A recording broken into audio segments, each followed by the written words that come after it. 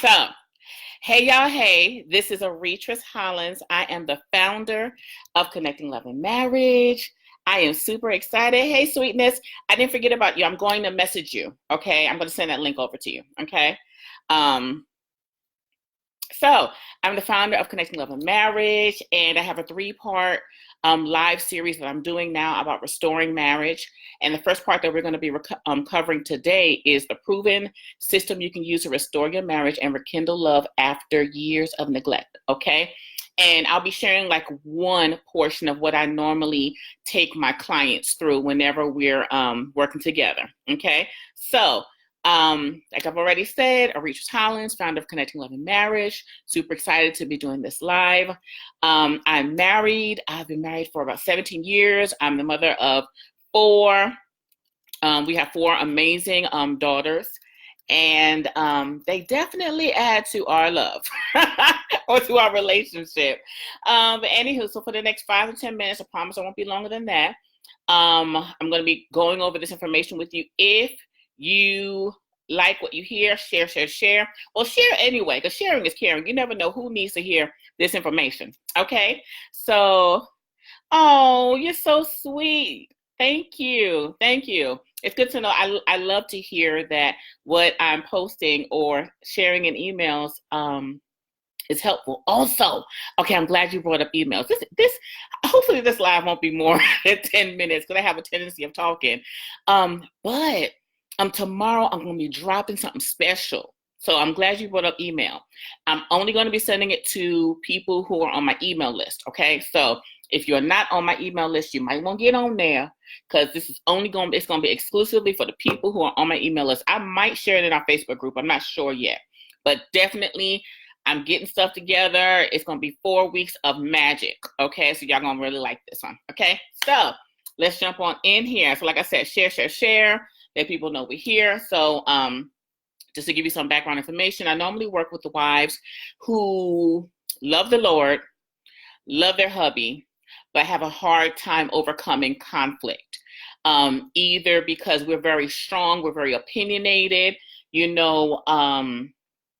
submission for us is sometimes, or the woman I work with is sometimes hard because we're so strong. We're the kind of woman that I could do it all by myself. I don't need you. But because of our obedience to God, we do our best to do things the right way. Hey, Gwendolyn, how are you? So I'm glad Gwendolyn's in our Facebook group. So we're strong. We think we can do it without them. And we can, we can raise the kids, manage the money, and do all that wonderful stuff. But we want to do things God's way. And plus, we love our husbands, okay? And we don't want to break up our happy homes. So sometimes we get frustrated because we have this picture or this, and it's really a mindset or a belief system about marriage. And sometimes the belief systems that we have about marriage is what's creating friction friction in the marriage. You may have been raised a certain way and have this mindset of how a man should be, and that's wonderful. We want to have our men step up to a certain standard, okay? We want our men to represent well. We want our men to provide. We want our men to take care of us God's way, okay? And do those things that God says he's supposed to be doing. But sometimes there's extra stuff that affects how we receive love and how we give love. Okay, so I'm going to give you an example. For example, growing up, let me step back for a minute because someone asked me earlier, yes, this is my second marriage. So I know how to do it the right way, I know how to do it the wrong way. Okay.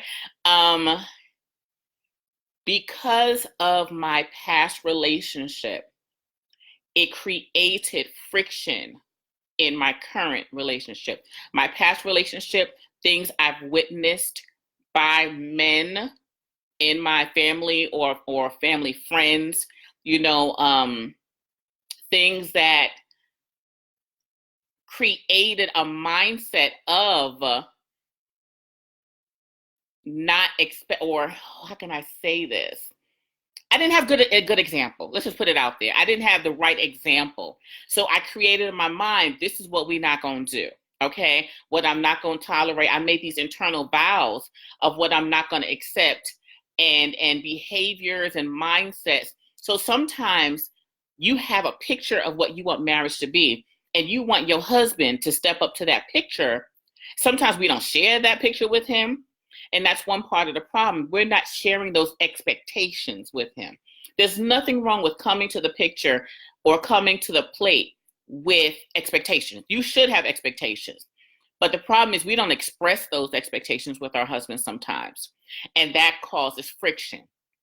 Sometimes we'll say, well, he should just know. Yeah, even after, me and Babe, we've been together 17 years. And I could say, he should know by now, Valentine's what I want. He should know by now, birthday, well, he should know by now I'm going to want my feet rubbed. But they're men. In the same way, we aren't always saying and doing everything the way we're supposed to. We have to express our expectations to them and let them know how we're feeling, okay? So we have to deal with those mindset and belief systems that we're not allowing our husband to know of, number one. And then number two, we're not giving them the opportunity to then share where they stand regarding it. Okay? Communication is mandatory. Okay? And I mean effective communication. So one, you need to express what you need. We're not going to sit here and act like, well, he needs to know everything that I need him to do. And if he's not handling it right, no. Number one, we're going to be big girls. We're going to put on our big girl panties, and we're going to tell our boo, babe, this is what I would like. This is how I receive love, and this is how I would love for you to show me love. Okay? Now, that's not denouncing how he wants to show love, because he might have his own love language. Okay? But you want to, make sure you're expressing to him what you need and give him the opportunity to step up and do those things. Now, he might not feel comfortable at first. Okay. But that comes with teaching and showing. And, one of the things our pastor said at one of our couples retreats or couple conferences, he said, you need to study your spouse. The person that you met 10 years ago is not the same person you're married to now. Okay. When I met my boo, I was 26 years old. My mentality has changed drastically. My desires have changed drastically. My needs have changed drastically. So and same thing with him. So even though we've been together all this time, if I'm not intentional about studying and learning, babe, we will grow apart. Okay? So you need to be intentional. Both of you need to be intentional about building communication and having that one-on-one time with each other. Hey, boo. You want to make sure that you have scheduled meetings. Okay? Kind of, business, if you have a corporate job, y'all have meetings before something, a project's about to come up, or y'all just have regular check-in meetings. You need to have the same thing with babe and say, okay, whatever the top 3 things in your relationship that you need to discuss or you need help with or you want to, tell him about, you need to have those meetings and discuss it with him. Okay. Next, you need to deal with those deep-rooted philosophies about men that you have. Some women were raised with an understanding that all men are dogs, all men cheat. That's not the case. All men do not cheat. All men are not dogs. Some mentalities, a man is always going to beat on a woman. But there's so many things that we bring into a relationship from past relationships or from what we've seen growing up that affect how we are now in marriage. So it's very important that we address those things and have open dialogue with our boo about it so that they understand where we're coming from and they can help you process those thoughts.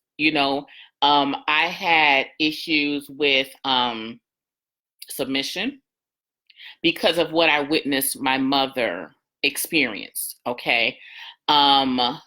my mother, so I was always against a woman submitting. I was always against a woman, taking care of her husband and cooking and cleaning. I was always against it because of what the abuse and neglect, not physical abuse, but the abuse that I witnessed. I'll say neglect because I don't want nobody to say, no, my mama was not beat. Okay. But because of what I witnessed with her, and don't get me wrong, I love my daddy. Love. Always wanted to be daddy's girl.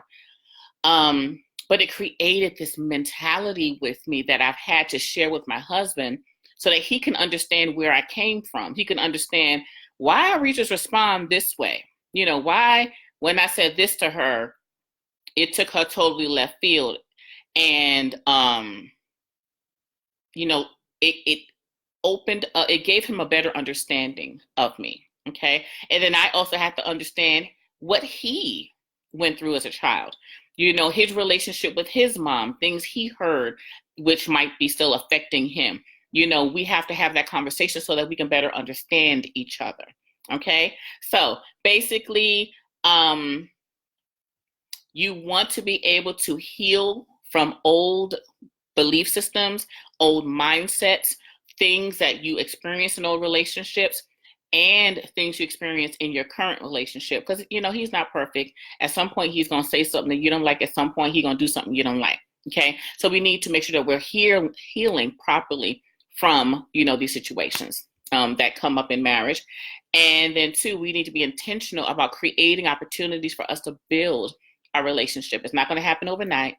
And you have to be intentional about it. Schedule some time, meet with some people. If you need therapy, you need counseling to get over stuff, you got to get the work done, because you said till death do us part. So as we say over here, somebody got to die in order to leave. So we're going to stay together. Okay. We're going to make it work until God says something other than that.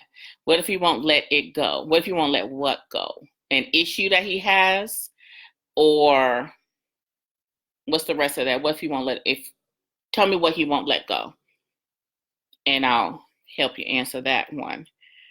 And you can feel free to drop any questions in here. And hey, boo, if you are not a part of my private Facebook group, you probably want to join, because I do go live in there and the videos will stay there. Here on Instagram land, the videos only stay up for about 24 hours.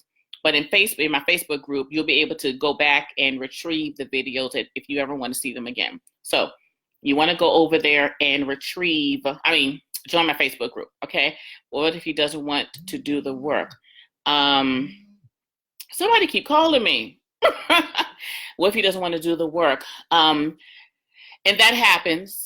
I went through that, and it was a couple of years where I was trying to force it, and I was trying to make things happen, but that's where my prayer life was built up so strong. I had to go to God and ask God, how do I deal with my husband? Of course, he showed me, each personality has a different way of handling things. Okay. Some people don't know how to deal with conflict. Some people don't know how, and this was supposed to be another lab, but I'm going to go ahead and answer this for you. Not everybody was raised to know how to deal with conflict. Some people, when conflict comes to them, they shut down because they don't know how to deal with it. That's what happened, with my husband. I was raised in a house where bills came up. We were aware of bills. Like literally, my daddy had this little metal can that had bills in it. It had information in it. So I knew when that silver box came out, I knew, okay, he's handling bills. And I see him over there with his calculator, and he got the checkbook, and he doing numbers and, figuring stuff out. And then there was a dialogue in the house. It was a dialogue about bills and how bills get paid. And, well, we short this month with this, so we're going to make sure we do this over here. So I experienced conflict resolution, problem-solving skills. And from watching that, it taught me how to resolve conflict or problem solve. Not everyone is exposed to that. Some people, when problems arise between mom and dad, they were never exposed to it. And there's nothing wrong with that. Some parents choose to keep their children from issues that arise. Okay, I'm not talking about marital issues. I'm talking about basic household stuff. Or even in marriage, if mom and dad have a disagreement, are children taught how to resolve conflict because they're modeling it? Okay, we learn best by modeled behavior. So if he's not willing to do the work, then I would ask you to take a step back to identify what's going on with him internally to where he does not want to do the work. And I'm assuming it's just there's a conflict and he doesn't want to address it. I'm assuming that's it, not like affair or something like that. So take a step back, identify why he doesn't want to address it. Is he uncomfortable? Does he not understand what the problem is? Does he not know how to handle it? Is he overwhelmed by it? Because there's men that get overwhelmed by pressure.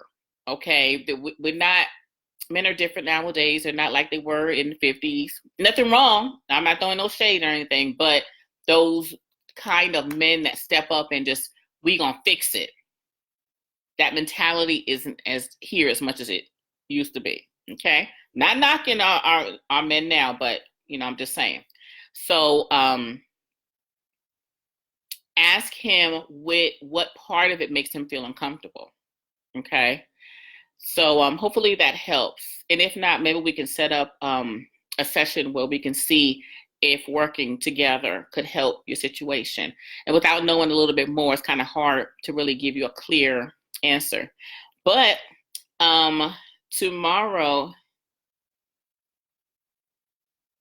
he said he wanted to change, but then stated I forced him to change. Yeah, okay, I get it. So basically, you're married to someone just like my husband. Okay. Change probably scares him. Okay, and he wants it, but he wants to do it at his own pace. So your best bet is to ask him, okay, how much change do you want? Let him feel and go through the verbal conversation with him, go through a verbal dialogue of, one, what does change look like for him?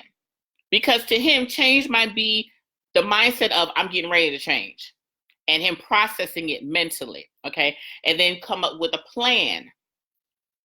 What can we do to bring forth this change? What is it you're trying to change? For example, let's just say, I know this might not be it, but let's say he wants to lose weight. Let's say he's overweight and his health is affected and he wants to change and he wants to be a healthy person. But he's been overweight all his life. Let's just say that's it. Change to him is kind of like taking him out of his comfort zone. So have a conversation with him. Okay, what is your goal? How do you feel comfortable accomplishing your goal? And then you give him one suggestion. That's it. That's your first meeting with him, because I believe in meetings 100%. So one, you want to change. What exactly is your goal? Get that concrete. I say write it on paper. Two, what are you wanting to do to accomplish your goal? And then three, you give him a suggestion that you feel would help him get to whatever change that he's trying to get. And then you let him choose from there what he wants to do. Now, if his strategy of getting to his goal isn't really making sense to you, or it's not getting him to the goal as quickly as you want, give the man some grace. Okay.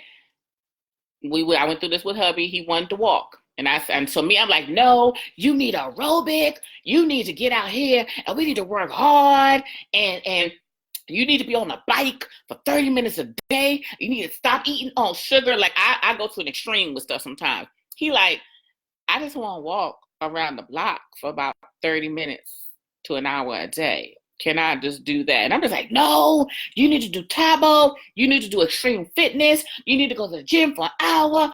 No, you need to drink 50,000 gallons of water a day, But I had to take a step back. Okay, he wants to walk.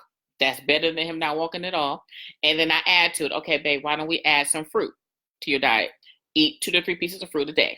Okay, so it's give and take and learning to get to a common ground. so y'all can both get to the goal that you're looking for. All right. So sweetness, I hope this helps. If you would like part 2 and oh, thanks, honey. Thanks for those thumbs up. If this has helped in any way, number 1, I want you to share it. Number 2, if you haven't already, I need you to DM the word love to me, so you won't miss part 2 and part 3, because there's a part 2 and there's a part 3 to this. Thanks for those hearts, boo. Yay. Because tomorrow I'm going to be going over the next portion of it. Okay. So hope this helps. Love you. Once again, Aretris Hollins, founder of Connecting Love and Marriage. Subscribe so that you can get, you'll know about my special that I'm offering tomorrow. Like, you give me, thank you for all those hearts, boo. So subscribe to my blog, because tomorrow I'm going to be sharing that special offer. It's going to be 4 weeks of like magic. You're going to want to get in on this. Okay. I'm serious. People have been asking, and I'm just like, okay, fine. All right, let's do this. I scheduled out some time to where I can get this done. Okay.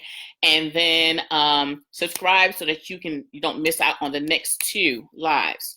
And if you subscribe, if you miss it, you'll get it in email. Okay. So that's why I want you to subscribe. That way you get the email of the video, of the recording. Okay.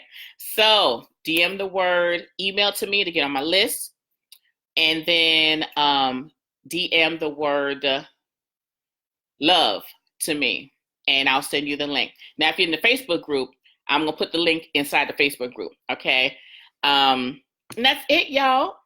Hope you have an amazing evening. Give your bae some love. And if you had a disagreement with him, apologize and get back to loving. All right. Love you, ladies. Have an amazing evening. Bye-bye.